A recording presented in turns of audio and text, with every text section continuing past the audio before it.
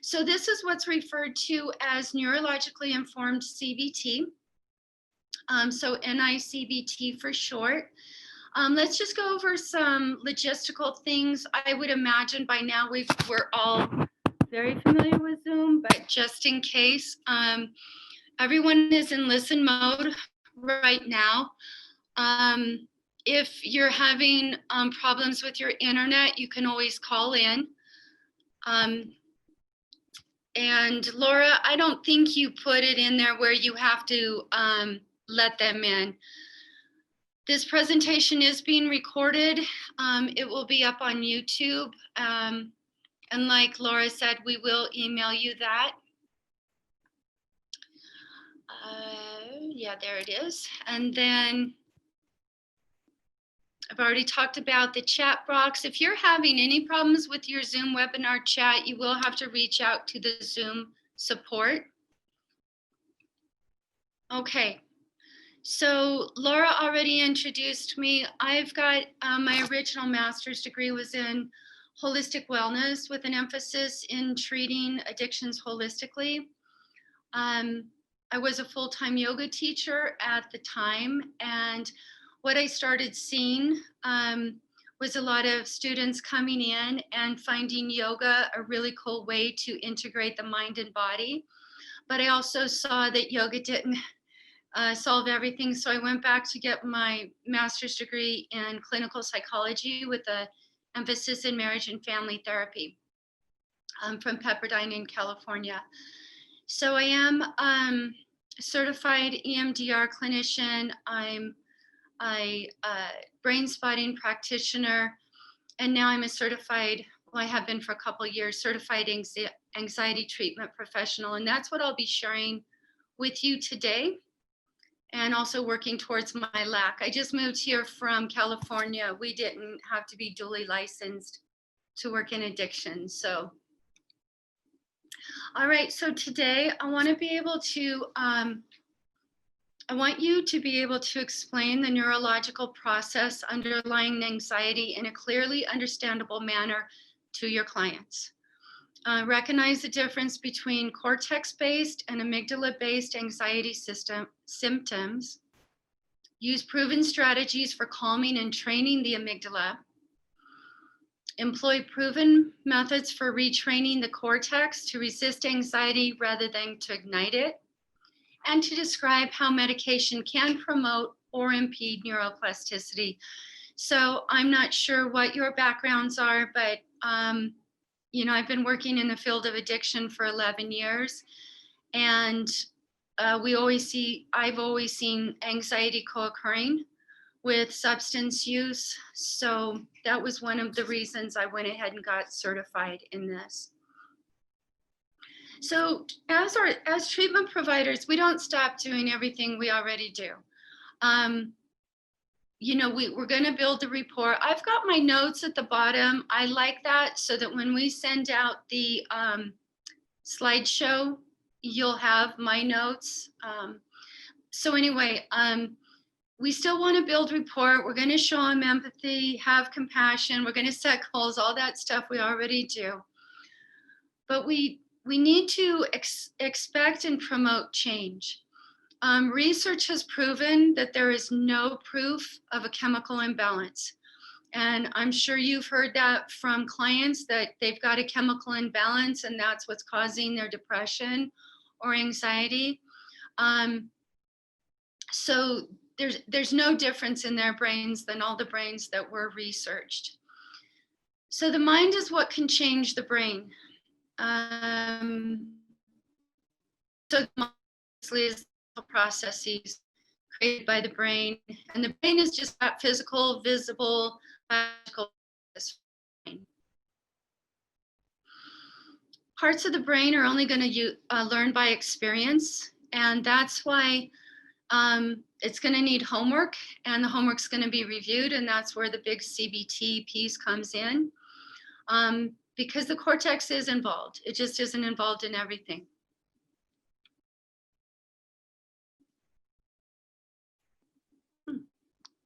Well, why didn't you want to go forward?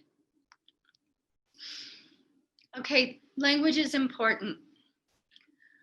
And I think we already do this as clinicians, just listening to how they're describing it so that we use their own words. And obviously, we don't jump in too fast to fix everything, really, tease it out. So their language is important, and so is ours. We want to help them change their brain, not change the anxiety. The change is really about healing the amygdala so that it doesn't have such an anxiety response. It's not just experiencing something differently once or having a different idea about a situation. It truly is about changing the brain. So obviously ridding oneself of all anxiety is not possible. It's not even expected. But once the brain is healthy again, it will actually have a healthy response to the anxiety. And that's what we're shooting for. Because this work is hard, many strategies for promoting the brain are effortful and require repetition. And we're going to produce the anxiety, and it must be tolerated. So being that partner in distress is really important. And that's why, when we're building the report, just continue to let them tease that out. We understand, but we also don't want them to keep talking about the anxiety. We don't want them to keep making those pathways in the brain deeper and deeper, very much like trauma. So the participant is going to need you to provide rationale for tolerating the distress in hopes of changing the brain. And the participant is going to be more willing to undergo the distress with your support. So neurologically informed CBT. Many CBT strategies can be used to effectively rewire the brain. Identifying the cognitive distortions, our cognitive restructuring, our psychoeducation, our homework, all that we're still going to be using. However, the assumption that all emotional reactions are mediated by a cognitive process is inconsistent with our knowledge now of the amygdala's functioning. And we all know CBT was developed long before they started imaging brains or doing the research. But they did hit on something very important back then. In addition to the above CBT strategies, we also have to address exercise, sleep, relaxation training, and exposure techniques in order to address the amygdala's role in producing the anxiety. Remember, for those of you who are EMDR practitioners, that EMDR is a form of exposure therapy. The amygdala can trigger emotions, and there doesn't even have to be a cognition linked to it. So there's a strong focus on the present. Focusing on the past strengthens those unwanted circuitry. Psychoeducation is an essential part of this therapy.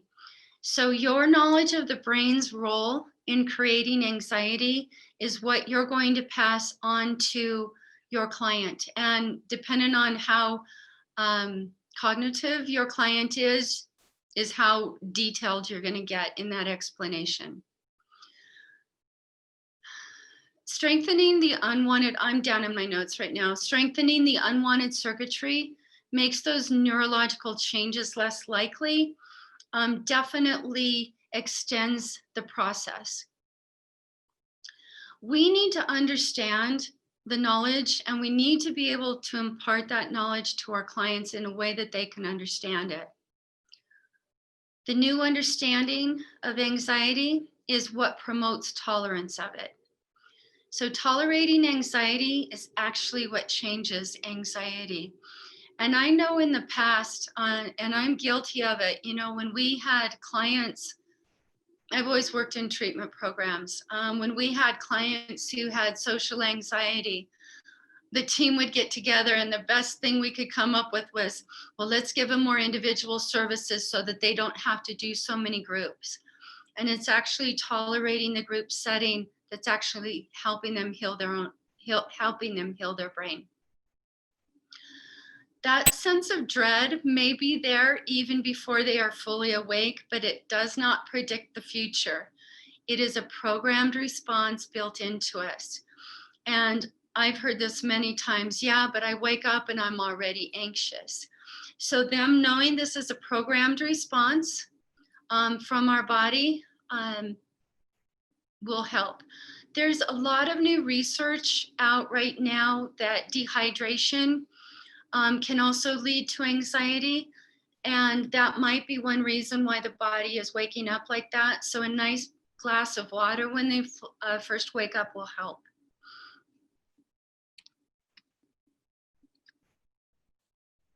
So neuroplasticity, we've all heard it, we know it. The definition: the ability of the brain to change its structures and reorganize its patterns of responding. When speaking to clients, that scientific language isn't even needed. Everyday language makes a lot more sense to them. So some of the everyday language, your brain doesn't have to react this way. You can make your brain more resistant to anxiety. We can work together to change your brain to stop doing this. Your brain is capable of changing your thoughts, feelings, and responses. Many of our clients are pretty savvy on neuroplasticity though, because I think we've been talking about it for a while now.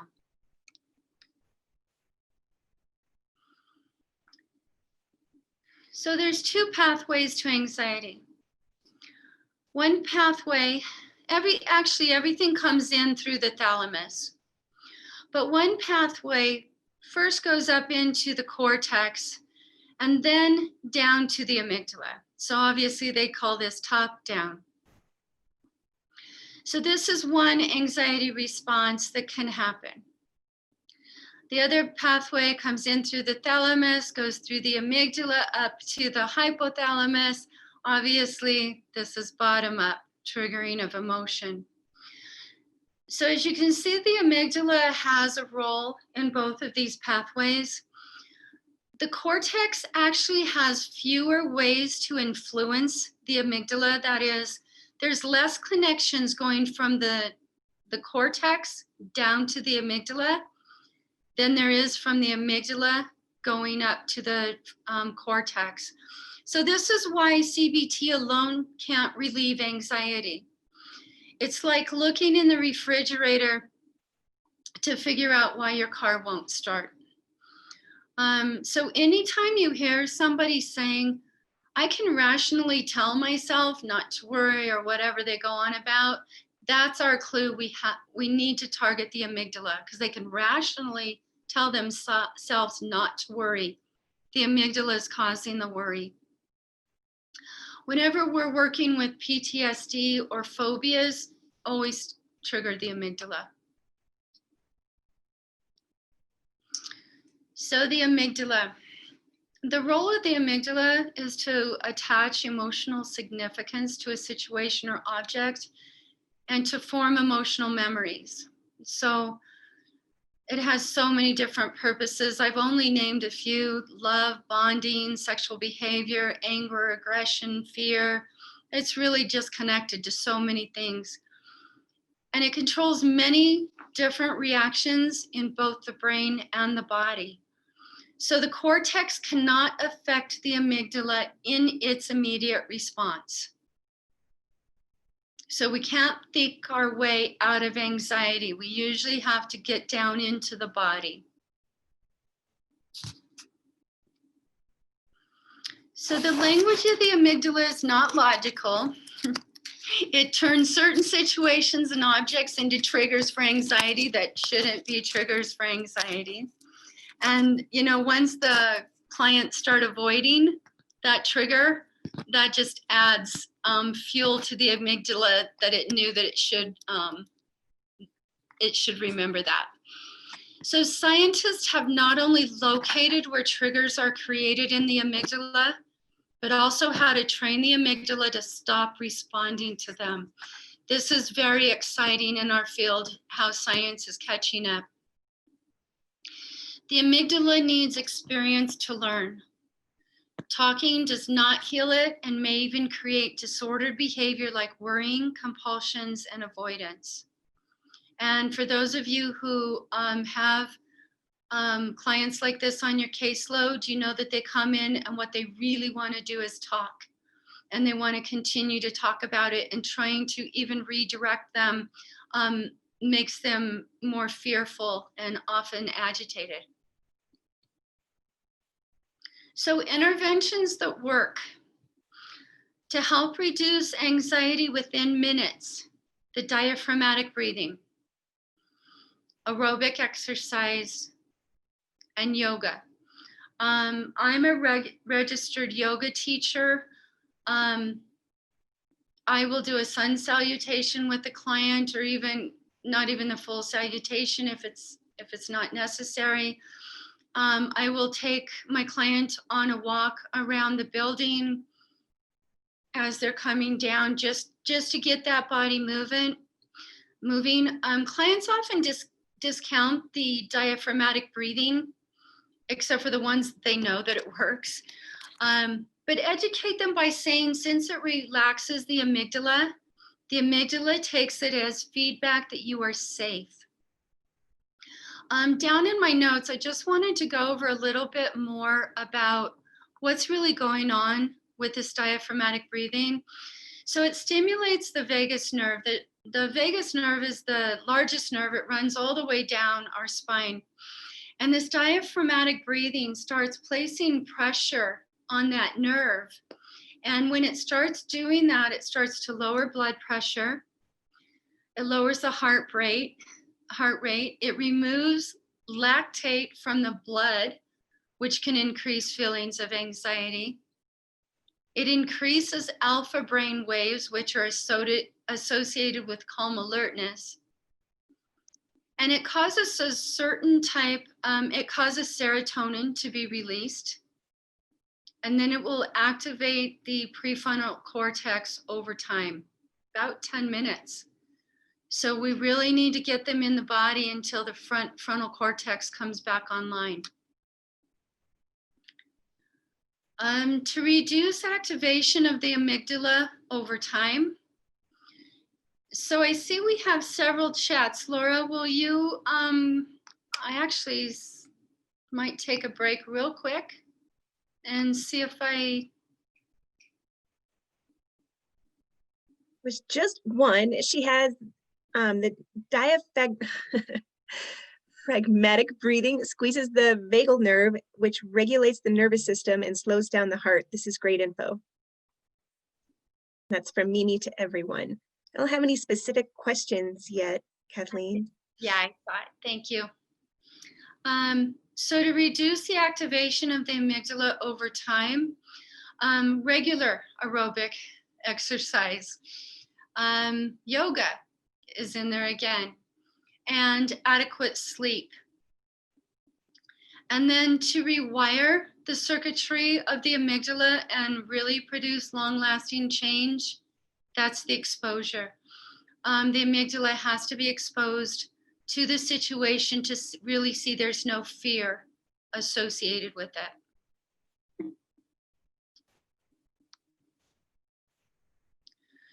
So exercise. 20 minutes of exercise shows effective at reducing anxiety. And you'll have to gauge this with each of your clients, what their abilities are. Regular exercise reduces the sympathetic nervous system activation, counteracting the amygdala's activation. And so this is really a way of telling your amygdala to stand down. It's like a reset button, which is designed to, the exercise is like a reset button, which is designed to elicit programmed fight, flight, and freeze responses. And exercise completes this circuit because the body starts to realize there's nothing to be afraid about here. Exercise makes a certain kind of the serotonin receptor in the amygdala less active.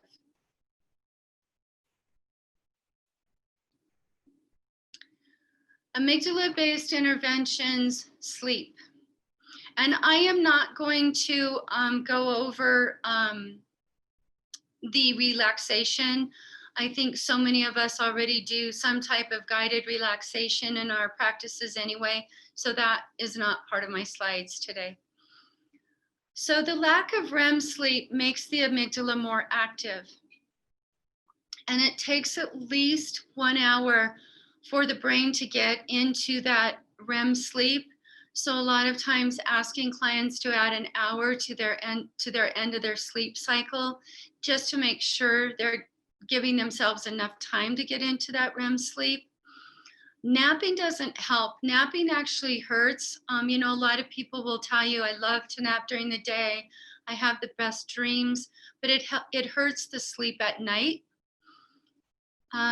Uninterrupted sleep is essential to obtain the needed REM sleep. So hopefully we'll get to the end of the presentation where I do talk about the medication piece too. So some of the effective sleep strategies before they go to bed, practice the same relaxing rituals. And really this can be putting on pajamas and brushing your teeth. We all know eliminate the light stimulation for at least an hour. Obviously, this includes all screens because it's the darkness that signals sleep for the body. Exercise during the day. This helps stimulate the sleep. Establishing a consistent bedtime and waking time. I think it's really cool how iPhone has that in their alarm now, that you can establish that time. Once again, avoid napping. And if they have trouble falling asleep, replace activating thoughts with relaxing thoughts. Now, this is usually harder said than done. If they could do that, they wouldn't be having those activating thoughts. So I have found that for a lot of my clients, music without words doesn't help because the activating thoughts can still continue. They might want to try using like sleep stories instead. I really suggest children's stories because the content is not that activating. Bedtime stories can be found on YouTube. They can be found on apps. If they do go the YouTube route, have them preview it because a lot of them have commercials unless they have a subscription. And they also want to make sure that the sleep story is long enough that it won't end, and that'll frustrate them because they're not asleep yet. And they'll also want to really check out the voice of the narrator. So all these things to think about. If worries haunt them at bedtime, schedule a worry time during the day. I will also give this as homework. They're allowed to worry, but they have to save all their worries for a 5-minute period, and they have to get all their worrying done within that 5-minute period. I would really suggest not going over 10 minutes, but 5 usually seems to be good enough. Ensure that their sleeping environment is conducive to sleep. Sleeping environments that may not be conducive to sleep, maybe like too many pillows on the bed or too many blankets on the bed, and they even said pets on the bed. So sometimes if people still have those digital alarm clocks, I have them turn that away from them because those big green or red letters, if they're already worrying about sleep, they tend to wake up and see what time it is, and that makes them worry even more. Use relaxing breathing techniques to prepare for sleep, and avoid prescription sleep aids. Melatonin is okay. ZQuil now has a product called ZQuil Natural. It's a blend of melatonin, lavender, and chamomile. But for your clients that are more holistic, they won't like the added ingredients in that product, but maybe they can pick up those ingredients at Whole Food and blend them themselves.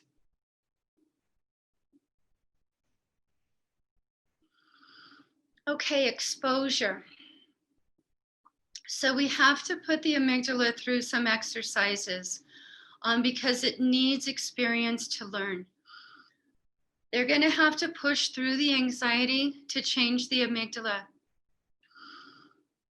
We need to activate the amygdala to generate new connections. And activation is not going to be pleasant, but normally will only last about 6 minutes. And telling them that up front helps. I'll even let them see the timer in case they need to look at it. Avoidance also tends to reinforce the message to the amygdala that the situation truly is something to be fearful of.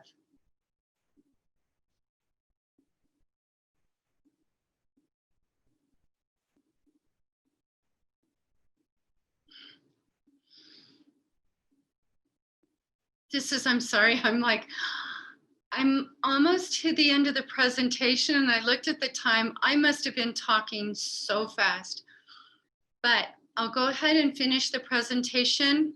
Then we'll open it up to sharing and questions and any experience you've had working with this population. So medications, some medications prevent the amygdala from learning and are addictive, the benzodiazepines. If the client is already on the benzodiazepine,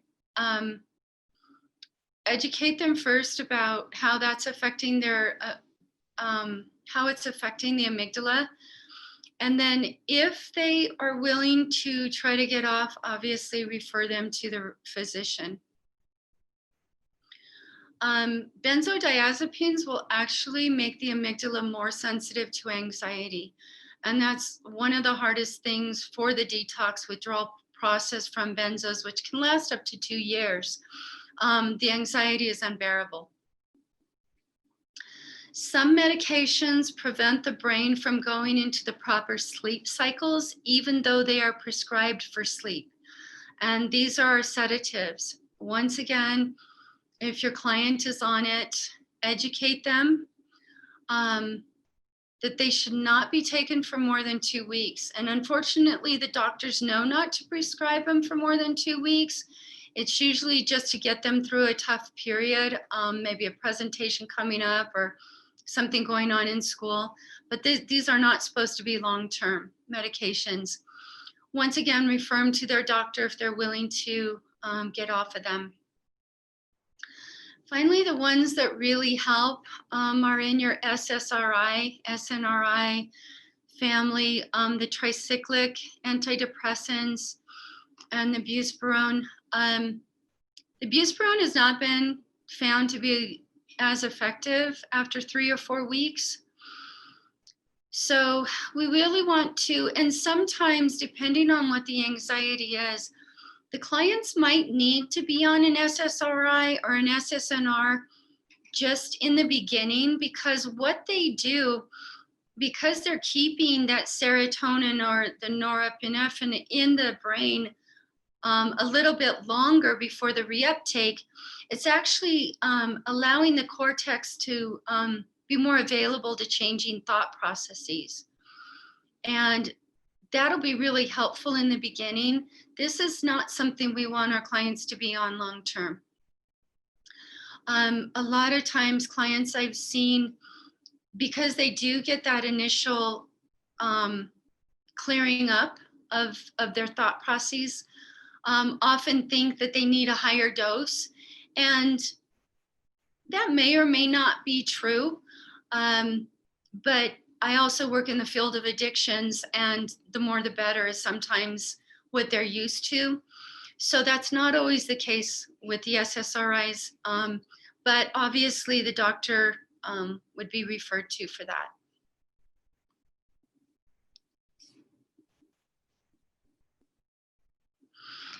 So in summary, it's the exercise, the sleep, the relaxation techniques, the exposure that can actually heal the amygdala, which in turn will reduce the anxiety. Thought replacement and other CBT interventions will keep the cortex healthy. Our part as providers are to provide the support, educate, and assign homework. And then if medication is indicated, suggest the SSRI or the SNRI family. So like I mentioned in the beginning, this was a 19-hour training with Dr. Catherine Pittman. It was done through, I don't know, I call it Pesci. I'm not sure if that's what you guys call it here. But this is her book, Rewire the Anxious Brain, How to Use Neuroscience of Fear to End Anxiety, Panic, and Worry. I've put one of my favorite audiobooks to prescribe is The Little Prince. It is a super long book. There's so many of them on YouTube. The narration by Humphrey Bauer, I have found very pleasant. Listen, see if you like it, have them listen, see if they like it. I can't guarantee, but I likely they will be asleep before they ever know how it ends. I also put a couple of suggestions by binaural beats. It's the delta brain waves that we get into during REM sleep. So if your client is one who can listen to music and doesn't have ruminating thoughts, these are nice. These are usually a 7 or 8 hour play. So these will just go on all night. The serotonin release, this is the alpha waves. This is the very calm but alert state. I like this one for meditation purposes during the day, or if they have an activity that might be a little bit more activating, they can listen to this while they're having to do it. And then obviously there are just so many apps that are now available. I put the Calm app down. I like the Calm app for certain aspects, not for all, but it's really up to the person. So once again, just reminding them if they are going to find something on YouTube themselves, make sure there's no commercial breaks, make sure they like the voice, make sure it's long enough. I suggest over an hour if possible. So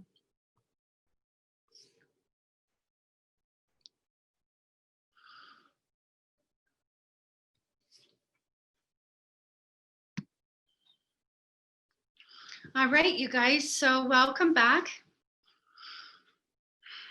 Nice to see some familiar faces. So any questions, comments, just getting into some dialogue with each other? Like, what's your experience like working with clients who having some type of anxiety disorder? Kathleen, we did have just a couple questions from the chat, if you're okay answering a couple of those. Okay. One was, how do we activate, like, quote unquote, activate the amygdala? We do it very similar to how we activate when we're starting trauma work, like brain spotting. Have them talk about what's making them anxious. If you do want to do a scaling on them from 0 to 10, just to see how high their anxiety level is or their activation is, probably anything over a 5 or 6, you know, they're activated enough to start working on it. And then the other question was, can you speak to the use of beta blockers for anxiety? I can't. But can anyone else in our group? I know they're using it all the time in the treatment programs.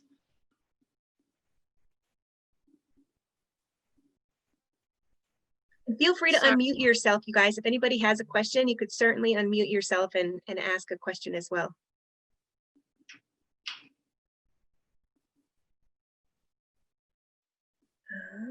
Any differences you would recommend for children and teens? Definitely need to be specialized in that area. I would definitely get supervision with that. I am not experienced with teens or children, so I really can't.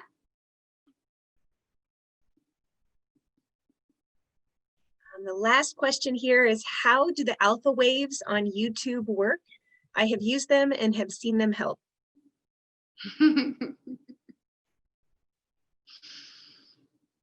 Mm,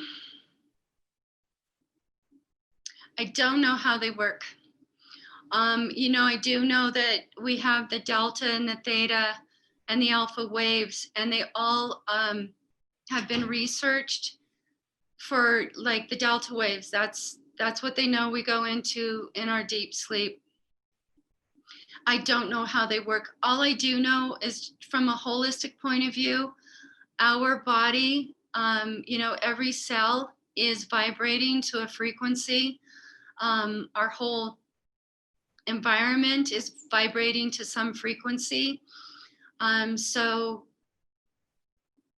that's about as far as I can go.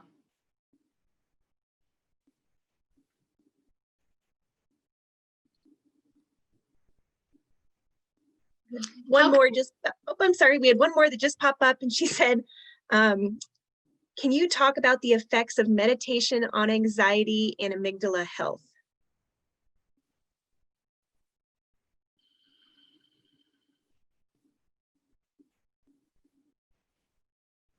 So in the guided, I'm pausing for a minute because I'm not quite sure what type of meditation. There are so many different types of meditation. There's mantra meditation. There's just so many different types of meditation. Whoever just asked that, do you want to ask? You want to come on screen and ask a little bit more about that, and then I might be able to answer. Yeah, hi Kathleen.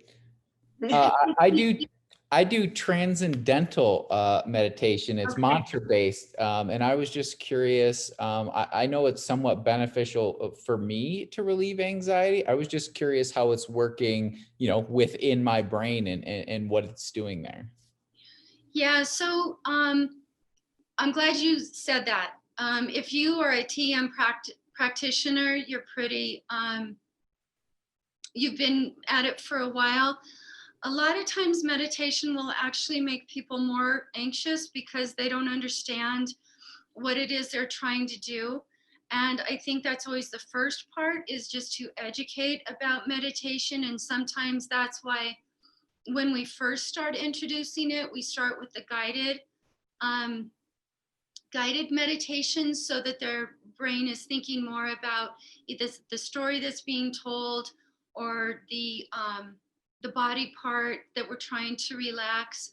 That keeps them out of their cortex.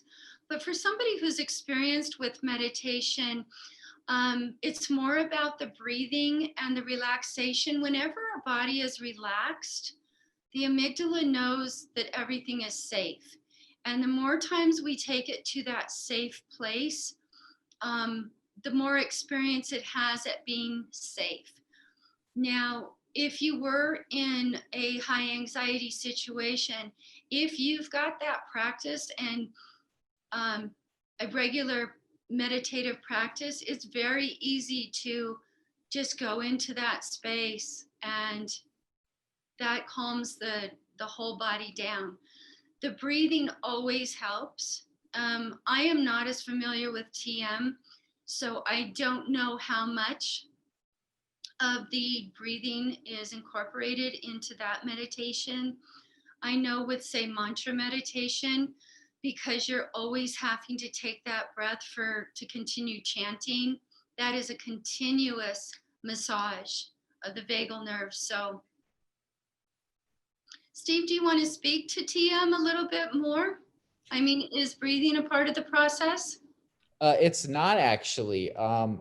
to break it down, when they teach it to you, you're supposed to go in with no expectations whatsoever. You just silently repeat the mantra in your head. You're not supposed to focus on your breathing, your thoughts, or anything. And as your mind sort of naturally wanders, you're encouraged to sort of slowly bring yourself back to the mantra and just keep repeating it. I always find myself sort of focusing on the breathing part a little bit, even though I know I'm not supposed to, because I feel a little bit less, I find it helpful. I feel a little bit more relaxed when I'm done if I've, kind of taken long, deep breaths throughout the process. And all they have to do is tell you not to focus on something, and that's where that brain just really attaches to that. So I get it.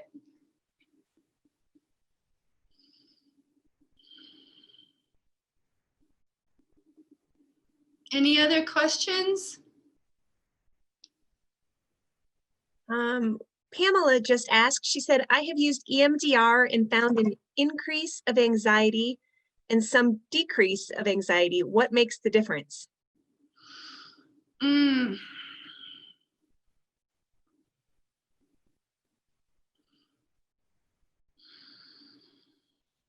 Really, what makes the difference is how activating that particular trauma that you're working on is to the client.